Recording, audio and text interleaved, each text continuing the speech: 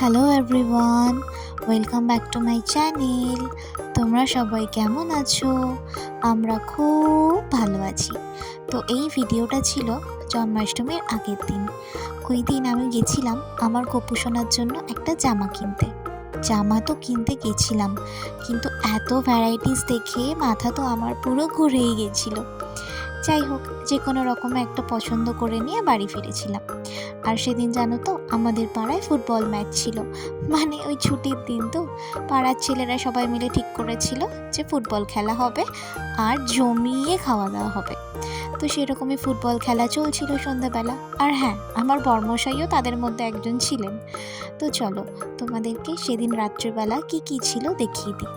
ছিল গরম গরম ভাত, ডাল মাছের মাথা দিয়ে, আর ছিল আলু ভাজা, আর ছিল লাল লাল ঝাল ঝাল চিকেন কষা।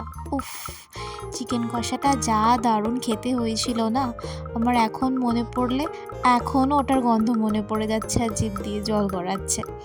আচ্ছা, সেদিনকে এদিকে খাওয়া দাওয়াটা মিটে যেতে এদিকে মোটামুটি ফুটবল খেলাটাও হয়ে এসেছিল, শেষ হওয়ার পথেই ছিল প্রায়।